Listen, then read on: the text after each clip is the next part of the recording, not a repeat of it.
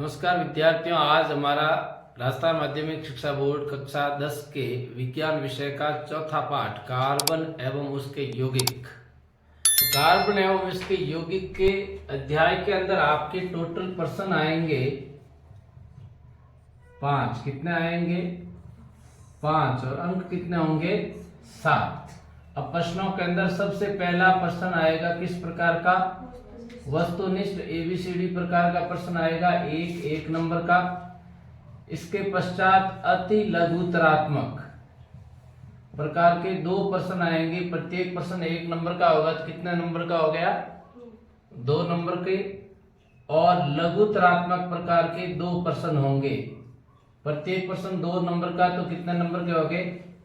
4 number के। तो प्रश्न हो जाते हैं 2 और 1 3 और 2 5 और अंक हो जाते हैं 3 और 4 7। तो टोटल कितने नंबर के प्रश्न आएंगे? 7 नंबर के प्रश्न कितने आएंगे? 5। अब तो आधारत्वों के अंदर एक तत्व आता है जिसको हम कहते हैं कार्बन। कार्बन का प्रतीक क्या होता है बताइएगा? C का जो परमाणु क्रमांक होता है वो कितना होता है? 6। परमाणु क्रमांक जितना होता है किसी परमाणु का, उतना ही उसके अंदर इलेक्ट्रॉनों की संख्या होती है, उतनी ही उसके अंदर प्रोटॉनों की संख्या होती है। तो कार्बन जो परमाणु है उसके अंदर इलेक्ट्रॉनों की संख्या कितनी है? 6, यानी इसका क्रमांक कितना है? 6। और कार्बन का जो द्रव्यमान संख्या कह दें, नाभिक के अंदर प्रोटॉन और न्यूट्रॉनों की संख्या कितनी होती है? 12। तो यदि हम कक्षा 9th में चले जाएं और कक्षा 9 के अंदर हमने परमाणु संरचना पढ़ी थी, क्या पढ़ी थी? मैं इसको सबसे पहले आपको बता देना चाहता हूं और आवश्यक भी बनता है कि जो कार्बन या कोई भी जो परमाणु होता है उसको अपना प्रकृति के अंदर स्थायित्व प्राप्त करने के लिए उसको किसी अन्य परमाणु के साथ या तो साझा करना होता है या आयनिक बंध बनाना होता है। अब साझा या आयनिक बंध क्यों बनाता है? क्योंकि कोई भी परमाणु स्वतंत्र नहीं रह सकता। स्वतंत्र केवल वही गैसें रह सकती जिनको हम अक्रिय गैसें कहते हैं। क्या कहते हैं? अक्रिय गैसें। अक्रिय। लेकिन यहां पर जो कार्बन है वो स्वतंत्र नहीं रह सकता, अकेला एक परमाणु नहीं रह सकता। क्यों नहीं रह सकता? क्योंकि इसका जो बाह्य कक्षक होता है या जो बाह्य कोश होता है वो पूर्ण रूप से या तो 8 इलेक्ट्रॉनों से भरा नहीं होता या फिर पूर्ण भरित नहीं होता, या तो अष्टक पूरा नहीं होता या फिर पूर्ण भरा हुआ नहीं होता है। थोड़ा सा इधर समझिएगा, कोई भी जब परमाणु होता है उसके अंदर जितने इलेक्ट्रॉन होते हैं उन इलेक्ट्रॉनों का अलग अलग कक्षाओं में बंटवारा किया जाता है। सबसे पहला कोष कौन सा आता है? के के बाद एल, फिर कौन आता है? एम, और फिर कौन आता है? के अंदर अधिकतम इलेक्ट्रॉन कितने होते हैं? 2। एल के अंदर अधिकतम कितने? 8। एम के अंदर अधिकतम कितने? 18। और एन के अंदर अधिकतम कितने? 32। अब मैं जब कार्बन की बात करूं तो कार्बन के अंदर इलेक्ट्रॉन की संख्या कितनी है? 6। कितनी है? 6। तो के में कितने चले गए? 6 में से 2 चले गए, पीछे कितना रहे? 4। तो ये जो 4 इलेक्ट्रॉन है ये किस में जाएंगे? एल के अंदर। इधर ध्यान दें, के अंदर 2 चले गए, पीछे कितने रहे? 4। 4 किस में जाएंगे?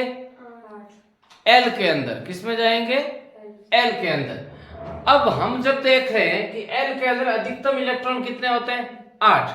तो इसका पूरा भरा होने के लिए, एल का पूरा भरा होने के लिए कितने इलेक्ट्रॉनों की आवश्यकता है? 8 की। जबकि कार्बन के अंदर, एल के अंदर केवल कितने इलेक्ट्रॉन है? 4 ही है। कितने हैं? 4। किसी परमाणु को स्थायित्व प्राप्त करने के लिए या तो अष्टक पूरा होना आवश्यक होता है। क्या पूरा हो? अष्टक। अष्टक का मतलब होता है किसी परमाणु का जो बाह्यतम कोश होता है, इलेक्ट्रॉनिक विन्यास का बाह्यतम कोश। मैं जब कार्बन की संरचना देखता हूं तो यहाँ पे प्रोटॉन और न्यूट्रॉन ये किसके अंदर है? नाभिक के अंदर। ये पहला कोश आता है, इस कोश को क्या कहते हैं हम? के बाद में दूसरा कोश कौन सा आता है? एल। के अंदर कितने इलेक्ट्रॉन? 2 इलेक्ट्रॉन। चलो मैंने 100 कर दिए। एल के अंदर कितने इलेक्ट्रॉन? 4 इलेक्ट्रॉन। समझ गए ना? अब ये जो बाह्यतम कोष इस कार्बन का कौन है? L है। तो L के अंदर कितने इलेक्ट्रॉन होने आवश्यक है? अष्टक के लिए, अष्टक का मतलब क्या? 8। तो 8 इलेक्ट्रॉन पूरे होने आवश्यक होते हैं। और यदि इसका बाह्यतम कोष पूरा भरा होने की बात करूं तब भी कितने होने जरूरी है? 8 जरूरी है। जबकि कार्बन के अंदर 8 है ही नहीं बाह्यतम कोष के अंदर, ना तो अष्टक पूरा है ना ही पूरा भरा हुआ है, या क्या हो? पूर्ण भरा हो। जैसे इसको आप अच्छे से समझने के लिए एक और उदाहरण लेते हैं हम, क्लोरीन का। कितने इलेक्ट्रॉन है क्लोरीन के अंदर? 17। इधर देखिएगा, कितने इलेक्ट्रॉन? 17। के में कितने चले गए? 2। एल के अंदर कितने चले गए? क्योंकि अधिकतम 8 जाते हैं, ठीक है ना? अब 8 और 2 कितने हो गए? पीछे कितने रहे? 7। 7 किस में जाएंगे? एन के अंदर। तो क्लोरीन की जब मैं संरचना देखूंगा, नाभिक के अंदर प्रोटॉन और न्यूट्रॉन के बाद में के कोष, के में कितने इलेक्ट्रॉन? 2। एल की बात करूं, एल में कितने इलेक्ट्रॉन? 8। और एन की बात करूं तो एन के अंदर कितने इलेक्ट्रॉन? 7। तो किसी परमाणु को स्थायित्व प्राप्त करने के लिए 2 कंडीशन जरूरी है। पहली कंडीशन क्या? अष्टक पूरा हो, यानी क्या? 8 इलेक्ट्रॉन पूरे हो। और दूसरा क्या? पूर्ण भरा हुआ। अब यहां पर कार्बन का यदि अष्टक माने या पूर्ण भरा माने 8 इलेक्ट्रॉन जरूरी है, क्योंकि इसका बाह्यतम कोष L ही है। लेकिन क्लोरीन के अंदर बाह्यतम कोष कौन है? N है। तो N कोष के अंदर या तो क्या होना चाहिए? 8 इलेक्ट्रॉन, या पूरा भरा हुआ होना चाहिए। पूरा भरा हुआ होना चाहिए, कितने होने चाहिए? 18। अब 18 इलेक्ट्रॉन 7 के स्थान पर 18 इलेक्ट्रॉन करने के लिए इसको और कितने इलेक्ट्रॉन चाहिए? 11। और 11 इलेक्ट्रॉन कहीं से इसको प्राप्त होने वाले नहीं है, इसलिए ये अष्टक पूरा करेगा। क्या पूरा करेगा? अष्टक। इसलिए कितना इलेक्ट्रॉन ग्रहण करेगा?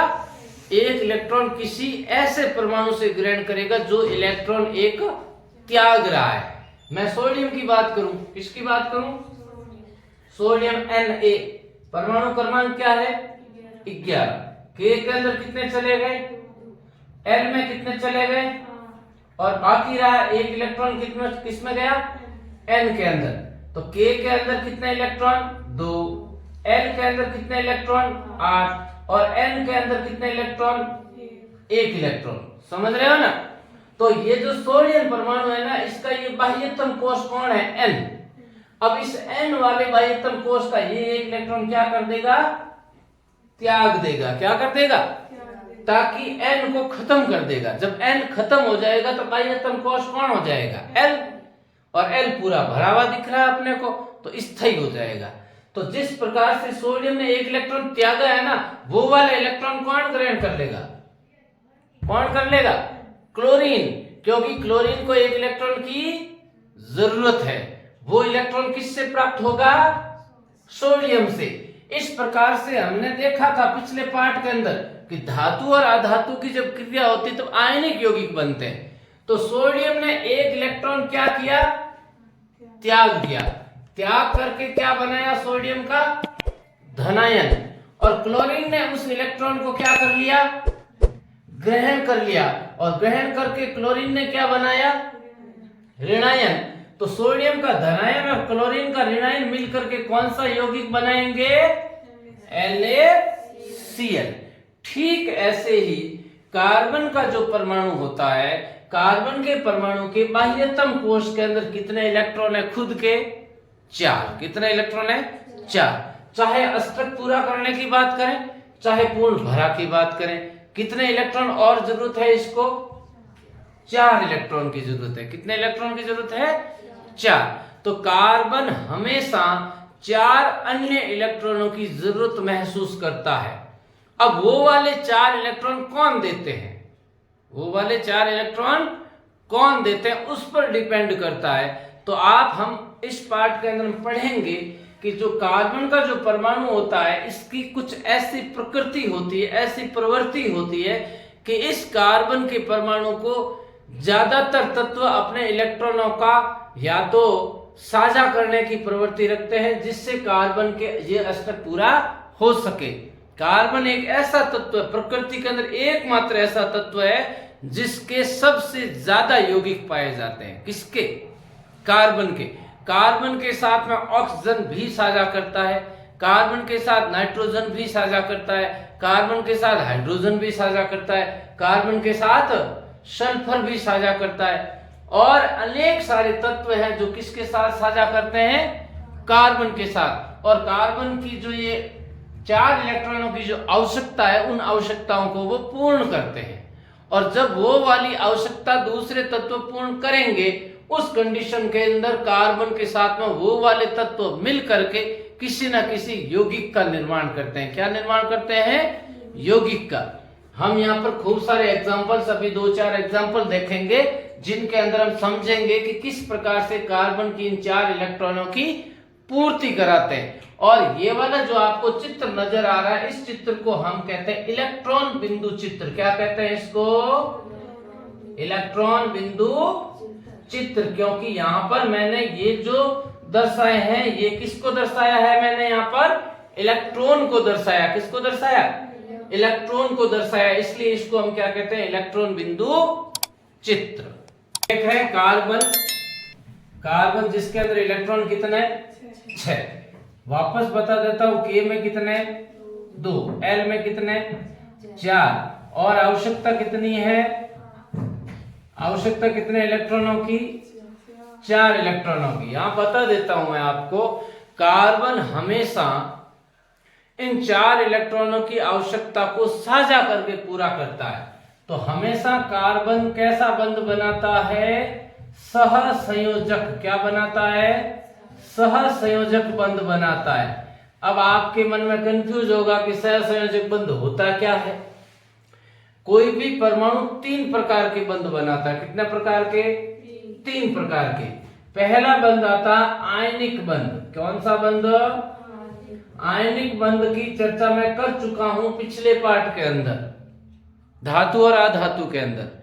जब कोई परमाणु, एक परमाणु इलेक्ट्रॉन त्यागता है, धनायन बनाता है, दूसरा परमाणु इलेक्ट्रॉन लेता है, ऋणायन बनाता है, और जब धनायन और ऋणायन के बीच में जो बंध बनता है, उस बंध को हम क्या कहते हैं? आयनिक बंध। उदाहरण बताता हूं आपको। मान लेते हैं कि किसी व्यक्ति को कोई व्यापार करना है, ठीक है ना। अब मान लिया उसको कोई दुकान लगानी है या कोई बिजनेस लगाना, और बिजनेस के अंदर उसको 50,000 रुपए की जरूरत है। कितने रुपए की? 50,000 रुपए की जरूरत है। और उसके जेब के अंदर 25,000 रुपए। कितने है पैसे? 25,000। अब वो किसी ऐसे साथी को ढूंढता है जो उसको 25,000 रुपए क्या दे दे? उधार दे दे। क्या दे दे? तो मान लेते हैं उस आदमी को कोई ऐसा एक साथी दिख जाता है जिसके पास फालतू के 25,000 रुपए पड़े, उसको उन रुपयों की फिलहाल कोई जरूरत नहीं होती है।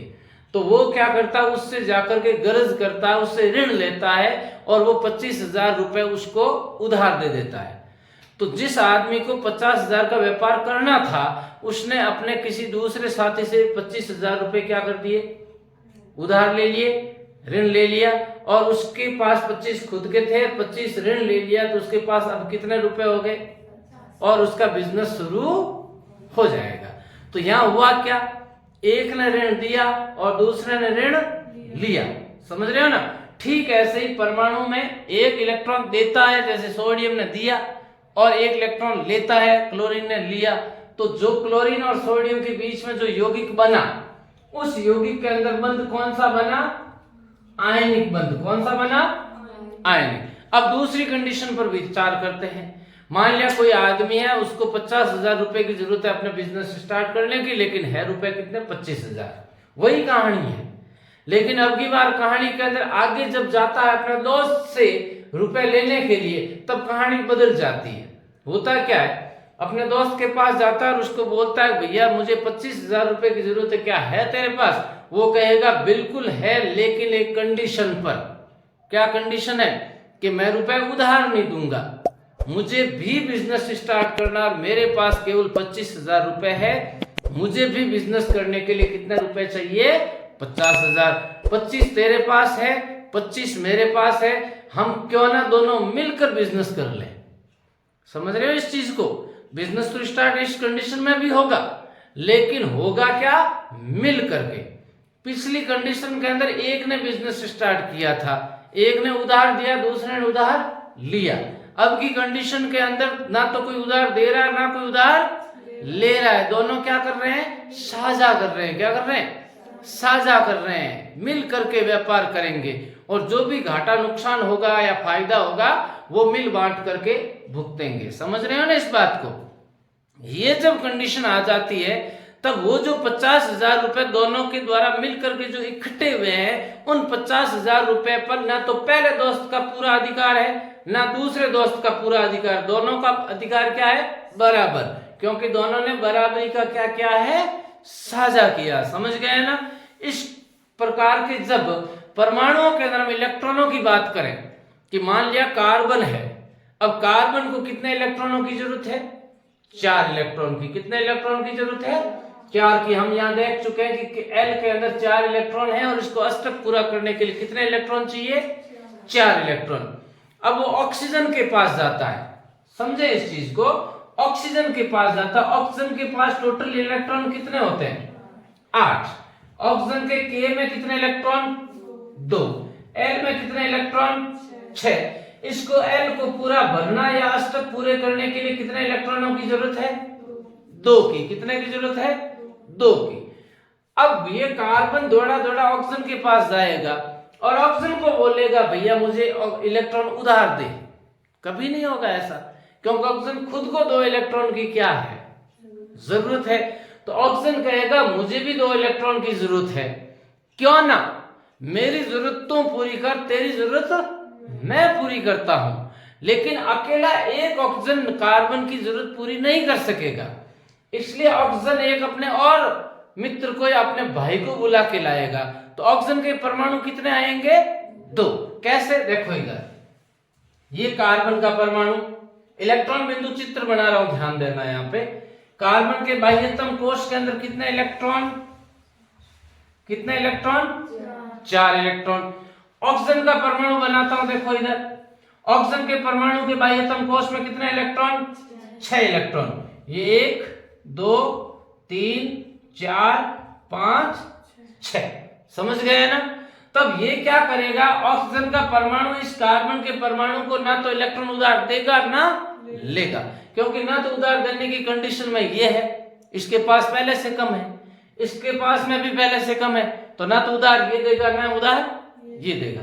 तो होगा क्या, यहां पर इलेक्ट्रॉनों का साझा होगा। क्या होगा, साझा, कि इस इलेक्ट्रॉन का इस इलेक्ट्रॉन के साथ साझा हुआ, इस इलेक्ट्रॉन का इस इलेक्ट्रॉन के साथ साझा हुआ। अब इस ऑक्सीजन की बात करें तो इस ऑक्सीजन के पास 6 तो खुद के थे ही, 2 इलेक्ट्रॉनों का इनका साथ साझा हुआ, तो अब इस ऑक्सीजन के पास कितने इलेक्ट्रॉन होंगे, जरा देखिए, विचार करिएगा। 1 2 3 4 5 6 7 और 8, हो गया मामला सेट इसका। तो लेकिन कार्बन की बात करें तो 1 2 3 4 5 और 6, अभी तक कार्बन के पास में तो पूरे नहीं है ना, कम है ना। तो ये कार्बन अभी तक अधूरा है, इसलिए कार्बन इस ऑक्सीजन का जो भाई है उसको लेके आएगा। एक ऑक्सीजन का परमाणु इधर और देखो, ऑक्सीजन का परमाणु जिसके पास में भी कितने इलेक्ट्रॉन है बाह्यतम कोश में, 6, क्योंकि ऑक्सीजन के बाह्यतम कोश में कितने इलेक्ट्रॉन होते हैं, 6। तो यहां पर ये जो ऑक्सीजन का परमाणु आया इसके साथ में भी 2 इलेक्ट्रॉन का क्या होगा, साझा होगा। तो अकेले एक कार्बन ने कितने ऑक्सीजन का काम पूरा किया, 2 ऑक्सीजन का। इसका भी अष्टक पूरा करवाया, इसका भी अष्टक पूरा करवा रहा है, देखो हुआ कि नहीं हुआ, इस ऑक्सीजन का भी अष्टक पूरा हो गया। और कार्बन का भी काम हो रहा है, 4 खुद के थे ही और 2 तो दोनों ऑक्सीजन के साथ से आए, तो कार्बन का भी देखो अष्टक पूरा हो गया। हो गया कि नहीं हो गया। यहाँ पे ना तो कोई उधार इलेक्ट्रॉन दे रहा है ना कोई उधार इलेक्ट्रॉन ले रहा है, केवल इलेक्ट्रॉनों का क्या हुआ, साझा हुआ। क्या हुआ, साझा। इस प्रकार का जो बंध बनता है, इस बंध को कहते हैं हम कौन सा बंध, सह संयोजक बंध, जहां पे इलेक्ट्रॉनों का क्या होता है, साझा होता है। क्या होता है, साझा। इस प्रकार से जब हम यहाँ पर देखते हैं तो कार्बन का इस ऑक्सीजन के साथ में कितने इलेक्ट्रॉनों का साझा हुआ, 4 इलेक्ट्रॉनों का, 2 कार्बन की तरफ से 2 ऑक्सीजन की तरफ से। तो बंध कितने बने, 2। इधर और इस ऑक्सीजन के साथ में भी कितने इलेक्ट्रॉनों का साझा हुआ? 4 इलेक्ट्रॉनों का, 2 कार्बन की तरफ से, 2 ऑक्सीजन की तरफ से। बताओ जरा ये यौगिक क्या है? CO2। तो NaCl के अंदर तो कौन सा बंध है? आयनिक बंध। और CO2 के अंदर कौन सा बंध है? सहसंयोजक बंध है। समझ गए ना इस बात को? कार्बन हमेशा कैसा बंध बनाता है? सहसंयोजक बंध बनाता है। अन्य परमाणुओं के साथ में इलेक्ट्रॉनों का क्या करता है? साझा करता है। क्या करता है? साझा करता है। यदि 2-2 इलेक्ट्रॉनों का साझा किया तो 2 बंध बनेंगे, 1-1 इलेक्ट्रॉन का साझा किया तो 1 बंध बनेंगे, 3-3 इलेक्ट्रॉन का साझा किया तो 3 बंध बनेंगे। अब आप ये कह दोगे सर 4-4 इलेक्ट्रॉन का साझा हुआ तो 4 बंध बनेंगे।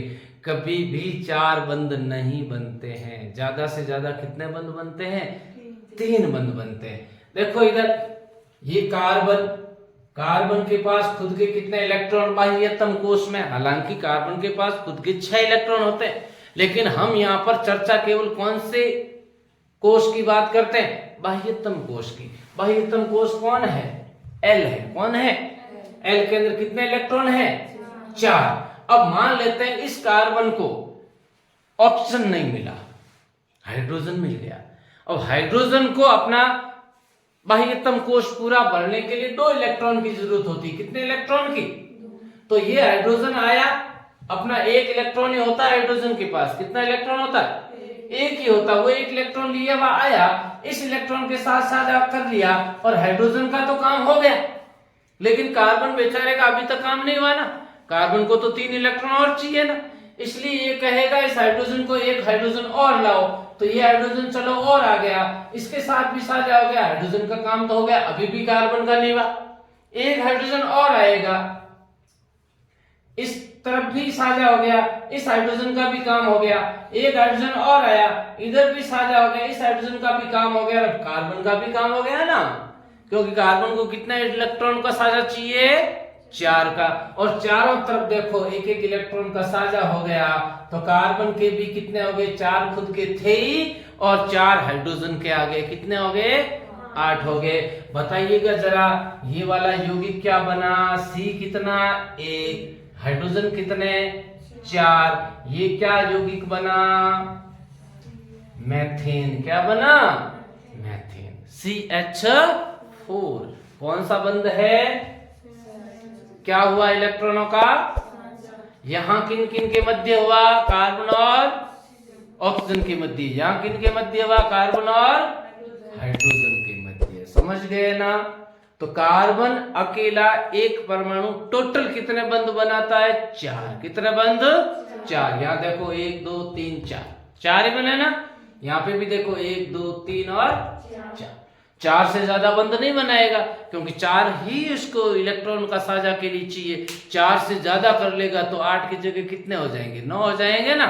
तो ना तो अष्टक से ज्यादा करना, ना ही कम रखना है। समझ गए ना? अब आगे हम जब हाइड्रोकार्बन को पढ़ेंगे तब ये भी एक और कंडीशन देखेंगे। मान लेते हैं, चलो मैं थोड़ी सी कंडीशन अभी बता देता हूं आपको। ये इधर देखिए,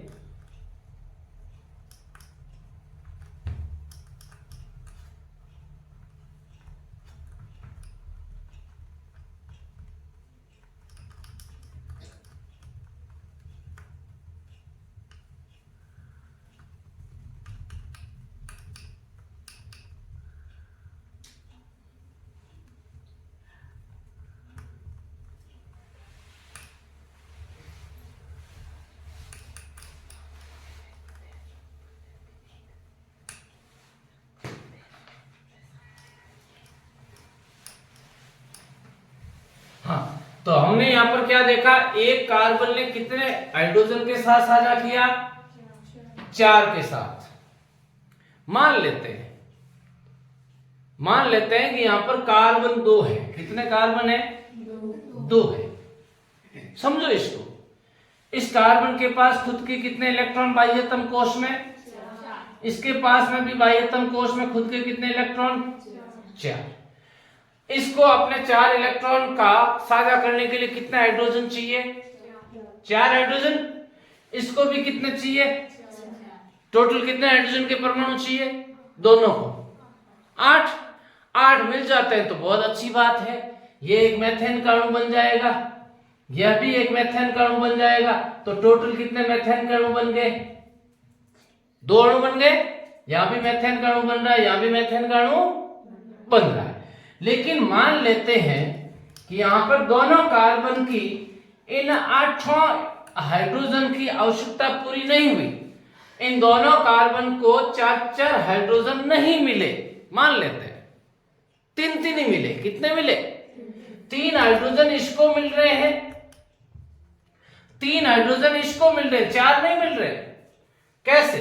कि एक हाइड्रोजन यहां आया, साझा हुआ, एक हाइड्रोजन यहां आया, साझा हुआ, एक हाइड्रोजन यहां आया, साझा हुआ। समझे इस चीज को?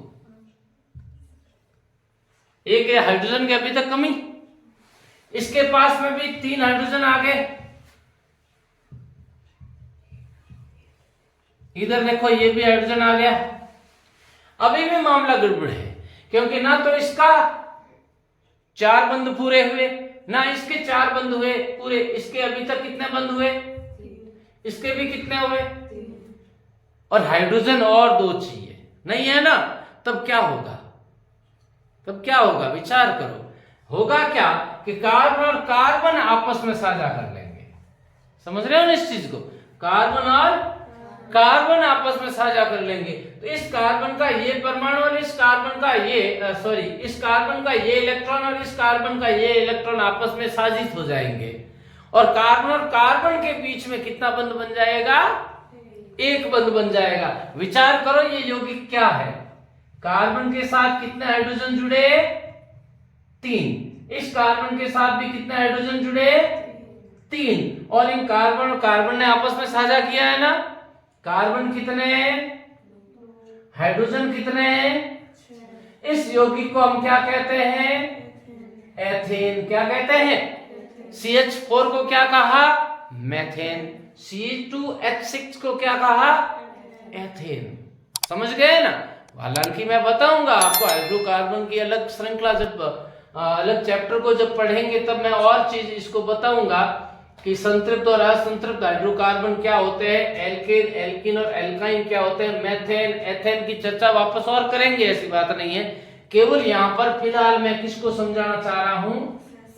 हाँ, अब मान ले कि कंडीशन कुछ ऐसी होगी कि हाइड्रोजन 6 मिले ही नहीं। हाइड्रोजन केवल कितने मिले? 4 ही मिले। कितने मिले? हाइड्रोजन केवल कितने मिले? 4 मिले। अकेले एक कार्बन को 4 हाइड्रोजन मिल जाए तब तो बहुत अच्छी बात है। अकेले एक कार्बन को 4 हाइड्रोजन मिल जाए तब तो कोई दिक्कत नहीं, मेथेन बन जाएगा। लेकिन कार्बन 2 और हाइड्रोजन केवल कितने? 4। तो इस कार्बन की 2 संयोजकता पूरी हो गई। अभी तक 2 इलेक्ट्रॉन साझित होने से बचे हुए। ये देखो इलेक्ट्रॉन ऐसे ही पड़ा है। इसके लिए भी 2 इलेक्ट्रॉनों का साझा हो गया 2 हाइड्रोजन से, और 2 इलेक्ट्रॉन अभी तक साझित नहीं है। ये भी बेचारा अधूरा, ये भी बेचारा अधूरा। इसको 4 चाहिए टोटल, 2 ही मिले। इसको 4 चाहिए टोटल, 2 ही मिले। तो यहां पर होगा क्या? कार्बन और कार्बन आपस में कितने इलेक्ट्रॉनों का साझा कर लेंगे? 2-2 इलेक्ट्रॉनों का साझा कर लेंगे। तो इस कंडीशन के अंदर जो यौगिक बनने वाला है वो यौगिक कौन सा बनने वाला है? इस प्रकार का यौगिक बनेगा। कार्बन कितने? 2। हाइड्रोजन कितने? कितने हाइड्रोजन? 4। और इसका नाम क्या होगा? एथीन होगा। क्या होगा? एथीन। समझ गए ना? तो हाइड्रोजन की कमी हुई तो कार्बन और कार्बन ने आपस में 1 की जगह कितने बंध बना लिए? 2 बंध बना लिए। आगे और हम जब विचार करते हैं, मान लेते हैं कि यहां ये 2 हाइड्रोजन और रूट के चले गए। चलो, कार्बन के साथ बार बार बेचारे के साथ धोखा हो रहा है। देखो, पहले 2 हाइड्रोजन रूट के गए, अब 2 और रूट के चले गए। तो इस बेचारे कार्बन का 1 इलेक्ट्रॉन तो चलो हाइड्रोजन के साथ साझित हो गया, इसका भी 1 इलेक्ट्रॉन हाइड्रोजन के साथ साझित हो गया। अभी ये 3-3 इलेक्ट्रॉन ऐसे ही पड़े, है ना? कोई दिक्कत नहीं है, अभी भी वही समझदारी काम आएगी। जब एक एक मुक्त था तब एक एक का साझा हुआ, जब दो दो खुले थे तो दो दो का साझा हुआ, अब तीन तीन खुले हैं तो कितने का साझा हो जाएगा? तीन तीन का साझा हो जाएगा, कोई टेंशन नहीं। तो इस तरफ भी कार्बन के पास एक हाइड्रोजन और इस तरफ भी कार्बन के पास एक हाइड्रोजन, और कार्बन के बीच कितने बंध बन गए? तीन बंध बन गए। कार्बन कितने? दो। हाइड्रोजन कितने? दो। इस यौगिक को हम क्या कहते हैं? एथाइन। क्या कहते हैं? एथाइन। समझ गए ना? अब चलो हम विचार करते हैं कि यहां से ये हाइड्रोजन भी रूट के चला गया। भाई पहले दो गए, फिर दो और चले गए, अब हम मान लेते हैं ये दो और चले गए, ये हाइड्रोजन फिर रूट के चले गए। तो अब क्या होगा? इस कार्बन के भी चारों इलेक्ट्रॉन मुक्त हैं, इस कार्बन के चारों इलेक्ट्रॉन मुक्त हो गए, इसके भी चारों इलेक्ट्रॉन मुक्त हो गए। विचार करो, दो चले गए तो एक एक का बंध बन गया, दो और चले गए तो दो दो बंध बन गए, दो और चले गए तो तीन तीन बंध बन गए। अब चलो चारों चारों चले गए, दोनों के चारों इलेक्ट्रॉन चले गए, इसके पास जो थे वो सारे चले गए, इसके पास थे वो सारे चले गए, चारों के चारों इलेक्ट्रॉन मुक्त है, चारों के चारों इलेक्ट्रॉन मुक्त है, तो क्या होगा? चार चार बंध बन जाएंगे। विचार करो, क्या ऐसा हो जाएगा कि कार्बन और कार्बन के बीच चार बंध बन जाएंगे? कभी नहीं होता है। नाइट्रोजन और नाइट्रोजन आपस में तीन बंध बना करके N2 बन जाता है। ऑक्सीजन और ऑक्सीजन के बीच में दो बंध बन करके O2 बन जाता है। हाइड्रोजन और हाइड्रोजन के बीच में एक एक बंध बन करके H2 बन जाता है। लेकिन कार्बन और कार्बन के बीच में चार चार बंध बन करके C2 कभी नहीं बनता। याद रखें इस चीज को, कभी नहीं बनता। तो कार्बन अधिक से अधिक आपस में कितने बंध बना सकता है? तीन बंध बना सकता है। कितने? और याद रखना, आगे पढ़ाऊंगा मैं आपको, कार्बन की इस प्रकृति को हम कहते हैं श्रृंखलन की प्रकृति। कौन सी प्रकृति? श्रृंखलन की प्रकृति।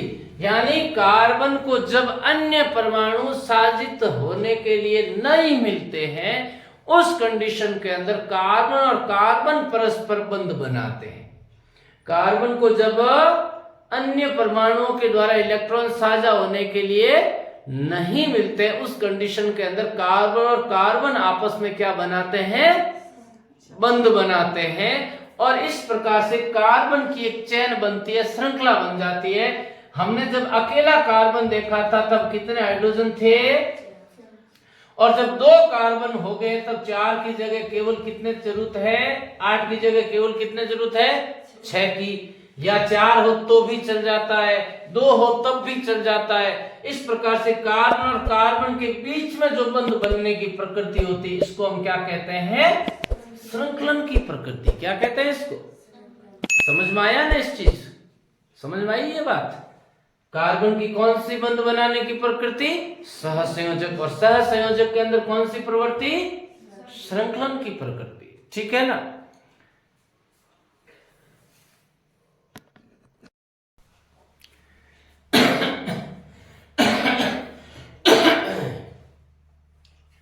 तो कार्बन का प्रतीक 6, परमाणु संख्या कितना?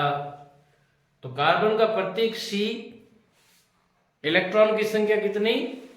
6। बंध कितने बनाता है? टोटल 4। और चारों बंध किस प्रकृति के? सहसंयोजक। किस प्रकृति के? यानी कार्बन अन्य परमाणु के साथ क्या करता है? इलेक्ट्रॉनों का साझा करता है। क्या करता है? अब हम कार्बन की और गुणों की बात करें तो पहला आता है कार्बन की सर्वोत्मुखी प्रकृति। कैसी प्रकृति? सर्वोत्मुखी, यानी हरपनमौला अंदाज होता है कार्बन का। कार्बन एक ऐसा प्रकृति का एकमात्र ऐसा परमाणु या तत्व है जो सबसे ज्यादा अन्य परमाणु के साथ बंध बनाता है। कार्बन हाइड्रोजन के साथ, नाइट्रोजन के साथ, ऑक्सीजन के साथ, सल्फर के साथ, अन्य हेलोजन्स परमाणुओं के साथ आराम से बंध बनाता है। और जब इतने सारे अन्य तत्वों के साथ जब बंध बनाता है तो अनगिनत प्रकार के, नाना प्रकार के यौगिकों का निर्माण होता है। आप दैनिक जीवन की घरेलू यूज वाली जितनी भी वस्तुएं होती है, जो भी रसोई घर के अंदर या घर के अंदर जितने भी यूज होने वाली या अपने आसपास में जितनी भी वस्तुएं देखते हो ना, मैं आपको दावे के साथ कहता हूं उन वस्तुओं के अंदर 80% से भी ज्यादा वस्तुओं के अंदर कौन मौजूद होता है? कार्बन मौजूद होता है। 80% से भी ज्यादा वस्तुओं में कौन मौजूद होता है? कार्बन मौजूद होता है। इसका मतलब हम कह सकते हैं कार्बन एकमात्र ऐसा परमाणु या तत्व है जो अन्य तत्वों के साथ, अन्य परमाणुओं के साथ सबसे ज्यादा बंध बनाने की अपनी प्रवृत्ति रखता है। और जब कार्बन को अन्य परमाणु बंध बनाने के लिए मिल जाते हैं तो बहुत अच्छी बात है। जब अन्य परमाणुओं की संख्या कम होती है तो कार्बन और कार्बन आपस में परस्पर बंध बना लेते हैं, और उस प्रकृति को हमने कौन सी प्रकृति बोला था? अभी बताया था। कार्बन और कार्बन के परस्पर आपस में बंध बन जाते हैं। कौन सी प्रकृति है? श्रृंखलन की प्रकृति है। कार्बन और कार्बन आपस में एक बंध बनाता है, दो बंध बनाते हैं, और कितने बंध बनाते हैं? 3 बंध, 4 बंध नहीं बनते हैं। ठीक है ना। आगे आता है कार्बन की सर्वोत्मुखी प्रकृति के बाद में टॉपिक आता है अपना संतृप्त एवं असंतृप्त हाइड्रोकार्बन। नाम से पता चल रहा है यहां पर हम जिन तत्वों की बात, जिन यौगिकों की बात करेंगे वो यौगिक क्या है? हाइड्रोकार्बन। यानी ऐसे यौगिक जिसमें एक तो क्या है? कार्बन, और दूसरा कौन है? हाइड्रोजन है। तो हाइड्रोजन और कार्बन के द्वारा बनने वाले जो यौगिक होते हैं उन यौगिकों को हम क्या कहते हैं? हाइड्रोकार्बन। और ये हाइड्रोकार्बन भी कितने रूप में पढ़ेंगे हम? 2 रूप में। एक तो कौन सा हाइड्रोकार्बन? संतृप्त, और दूसरे कौन से? असंतृप्त। बता देता हूं आपको। संतृप्त के अंदर यदि कार्बन व दूसरे कार्बन के मध्य कैसा बंध बने? कैसा बंध बने? एकल बंध बने। अब देखो, कार्बन और कार्बन को एक की जगह 2 बंध बनाने की कब जरूरत पड़ती है? बताई थी मैंने आपको, जब हाइड्रोजन की संख्या कम हो जाती है। भाई हाइड्रोजन हट जाते हैं, भाग जाते हैं, या हाइड्रोजन की कमी हो जाती है, तब कार्बन और कार्बन आपस में एक की जगह कितने बंध बनाते हैं? 2, और कम हो जाते हैं, 2 की जगह कितने बंध बनाते हैं? 3। तो जब तक उनको कमी नहीं होती है तब तक बंध कितना बनता है? 1। बताया था ना आपको। भाई कार्बन मान लिया 2 कार्बन के परमाणु है, हाइड्रोजन 6 है, पर्याप्त हाइड्रोजन है, और कार्बन और कार्बन के मध्य केवल कितना बंध बनेगा? 1 बंध बनेगा। केवल कार्बन और कार्बन के मध्य कितना बंध बनेगा? 1 बंध बनेगा, क्योंकि हाइड्रोजन की संख्या क्या है? पर्याप्त है ना, तृप्त है हाइड्रोजन से, इसलिए इनको क्या बोला? संतृप्त। क्या बोला? संतृप्त। तो कार्बन और कार्बन के मध्य कितना बंध बनेगा? एकल बंध बनेगा। इनको हम क्या कहेंगे? संतृप्त हाइड्रोकार्बन। और ऐसे यौगिकों को दूसरे शब्दों में हम क्या कहते हैं? एल्केन कहते हैं। क्या कहते हैं?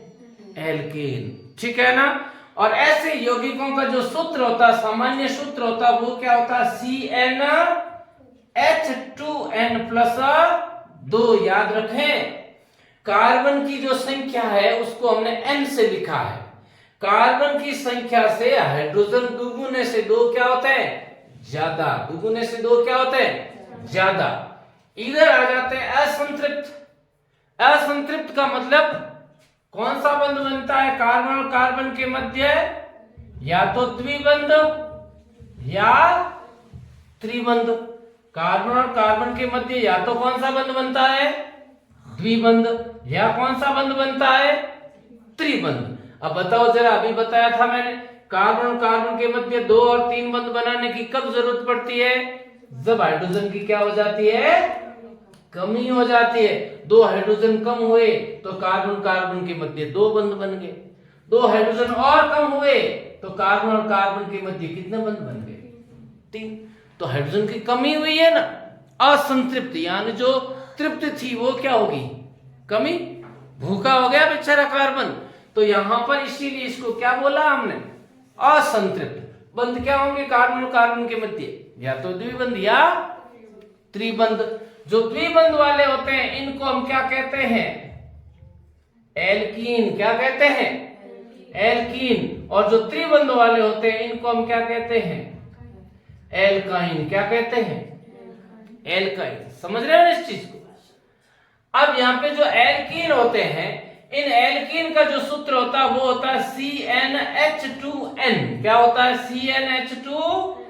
कार्बन की जो संख्या है उससे हाइड्रोजन दुगुने होते हैं। कार्बन की संख्या से हाइड्रोजन क्या होते हैं, दुगुने। जैसे कार्बन 2 है तो हाइड्रोजन कितने होंगे, 4। और इधर संतृप्त के अंदर क्या देखा, दुगुने से 2 ज्यादा।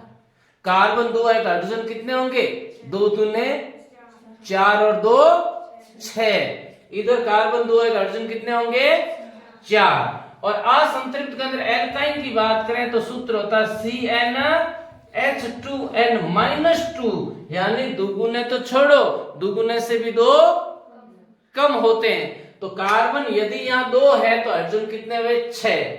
यहाँ कार्बन 2 है तो हाइड्रोजन कितने हुए, 4। और यहाँ कार्बन है तो हाइड्रोजन कितने हुए, दुगुने से 2 कम। 4 का 2 कम कितना, कितना, 2।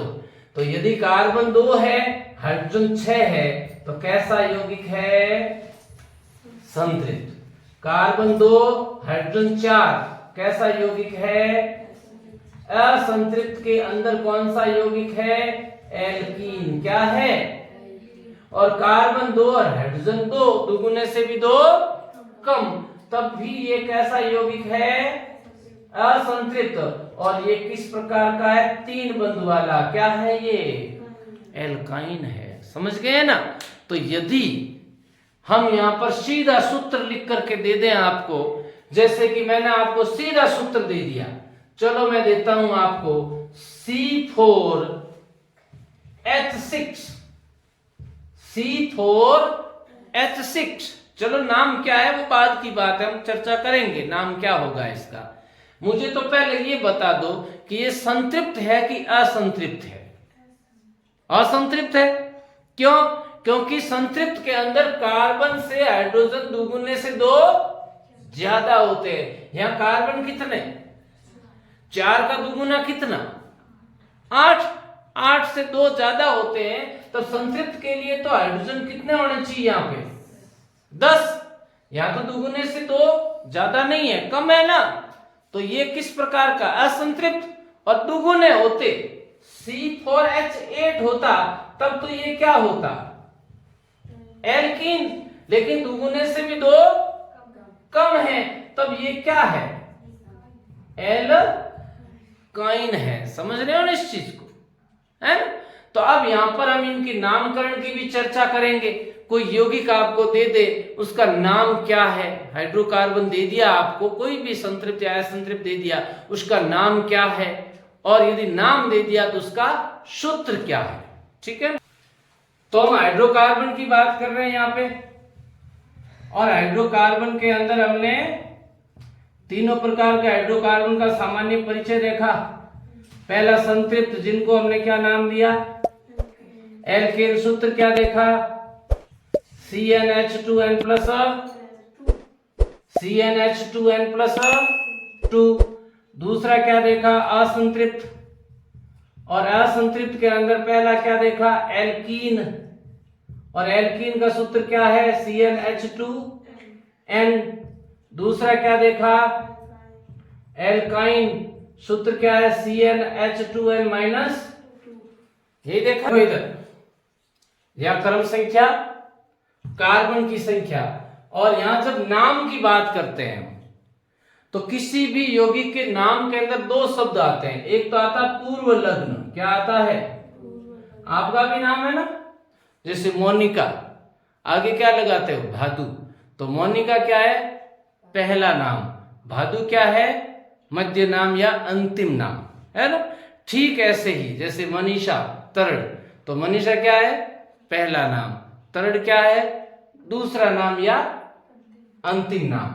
तो एक तो होता पूर्व लग्न, और एक क्या होता है, अनुलग्न। क्या होता है?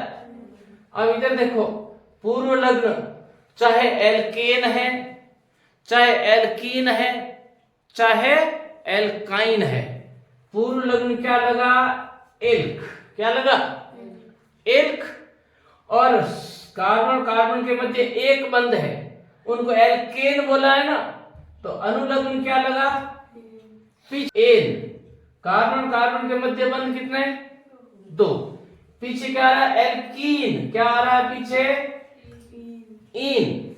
और कार्बन कार्बन के मध्य 3 बंध है, एल्काइन। पीछे क्या आ रहा है?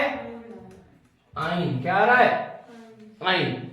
अब यहां ये जो पूर्व लग्न है, ये कार्बन की संख्या के आधार पर होता है। कार्बन की संख्या 1 है तो पूर्व लग्न क्या लगता है? मैथ। कार्बन की संख्या 2 है तो पूर्व लग्न क्या लगता है? एथ। कार्बन की संख्या 3 है तो पूर्व लग्न क्या लगता है? प्रोप। कार्बन की संख्या 4 है, पूर्व लग्न क्या लगेगा? ब्यूट। कार्बन की संख्या 5 है, पूर्व लग्न क्या लगेगा? पेंट। कार्बन की संख्या 6 है, पूर्व लग्न क्या लगेगा?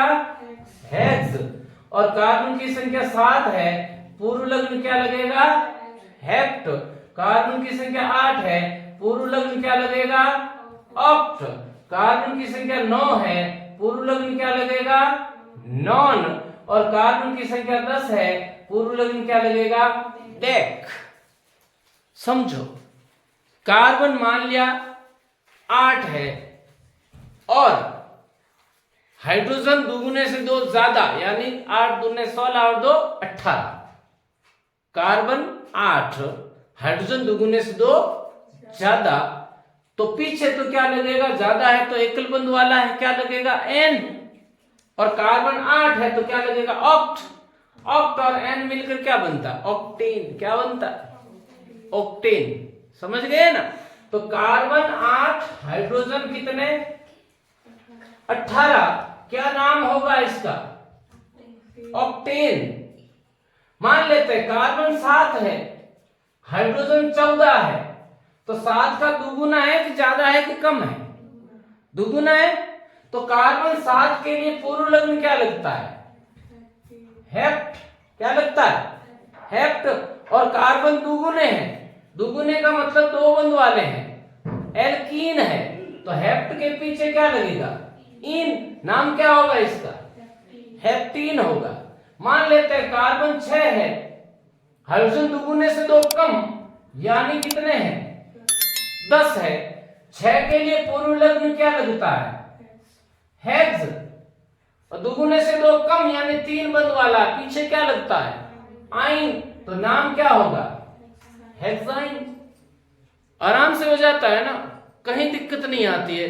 आराम से हम किसी भी सूत्र क्या क्या लिख सकते हैं? नाम लिख सकते हैं।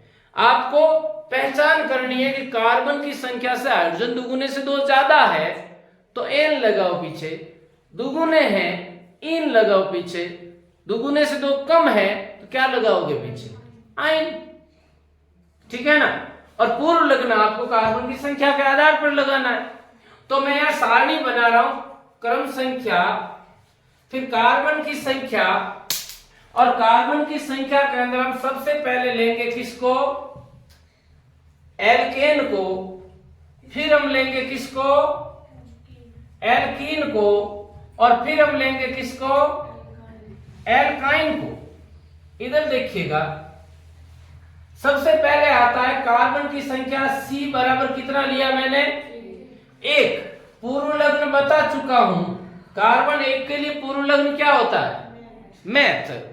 और जब एल्केन होगा, एल्केन का सूत्र आपको बता चुका हूं, CnH2n+2। कार्बन से हाइड्रोजन दुगुने से 2 ज्यादा। कार्बन 1 है तो हाइड्रोजन हो जाएंगे कितने? 4। कार्बन 1 है तो हाइड्रोजन दुगुने यानी कितने हो जाएंगे? 2। अब जरा विचार करो, कार्बन 1, हाइड्रोजन कितने? 2। तो यौगिक क्या होगा आपके हिसाब से? CH2। क्या होगा?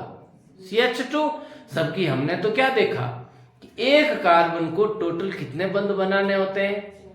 यहाँ तो कितने बंध बनने हैं, इसका मतलब ऐसा यौगिक प्रकृति के अंदर अस्तित्वहीन होता है, ऐसा कोई यौगिक नहीं होता है। तो एक कार्बन वाला ना तो कोई एल्कीन होता है ना ही कोई एल्काइन होता है। एक कार्बन वाला केवल और केवल कौन होता है, एल्केन होता है।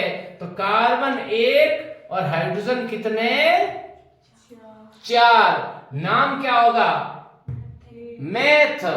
अनुलग्न क्या लगेगा, एन। अनुलग्न क्या लगता है, एन। नाम क्या होगा भाई इसका, मैथेन। क्या होता है, कोई पूछ ले मैथीन का सूत्र बताओ, मैथाइन का सूत्र बताओ। मैथीन और मैथाइन कोई यौगिक होते नहीं है, ठीक है ना।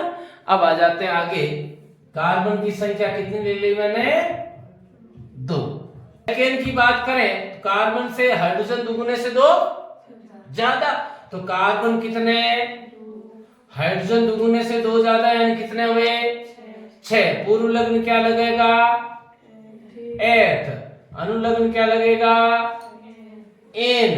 नाम क्या होगा इसका, एथेन। क्या होगा नाम इसका, वापस देखो, कार्बन कितने, 2। पूर्व लग्न क्या है, एथ। कार्बन से हाइड्रोजन दुगुने से 2 ज्यादा होंगे तो कितने होंगे, 6। 2 कार्बन के लिए पूर्व लग्न क्या, एथ। यहां पर एल्केन है इसलिए अनुलग्न क्या लगेगा, एन। नाम क्या बना, एथेन। क्या बना, एथेन। आगे देखो, कार्बन 2 हाइड्रोजन दुगुने, CnH2n। अनुलग्न क्या लगता है, इन। क्या लगता है, इन। तो कार्बन 2 हाइड्रोजन कितने, 4। नाम क्या होगा इसका, एथीन। आगे देखिए, कार्बन कितने, 2। हाइड्रोजन कितने, 2। क्योंकि यहाँ एल्काइन है, एल्काइन में कार्बन कार्बन के मध्य 3 बंध बनता है। कार्बन से हाइड्रोजन दुगुने से 2 कम होते हैं, तो कार्बन 2 हाइड्रोजन 2। नाम क्या है इसका, एथाइन। एथ क्यों, क्योंकि कार्बन की संख्या के आधार पर पूर्व लग्न लगा एथ। और आइन क्यों लगा, क्योंकि यहाँ पे 3 बंध बन रहे हैं। 3 बंध वाले में एल्काइन के अंदर अनुलग्न लगता है आइन, तो नाम क्या बना, एथाइन। आगे हम चलते हैं, सबको हम फास्टली देखते हैं। कार्बन 3 पूर्व लग्न प्रोप, 3 कार्बन के साथ एल्केन के अंदर दुगुने से 2 ज्यादा, तो 6 और 2 8, तो C3H8। नाम क्या, प्रोपेन। एल्कीन में दुगुने हाइड्रोजन, तो C3H6। नाम क्या होगा, प्रोपीन। एल्काइन के अंदर कार्बन 3 हाइड्रोजन 4, क्योंकि दुगुने से 2 कम। नाम क्या होगा, प्रोपाइन। आगे कार्बन 4 पूर्व लग्न क्या, ब्यूट। एल्केन में क्या बनेगा, C4H10 ब्यूटेन। एल्कीन में क्या बनेगा, C4H8 ब्यूटीन। और एल्काइन में क्या बनेगा, C4H6 ब्यूटाइन।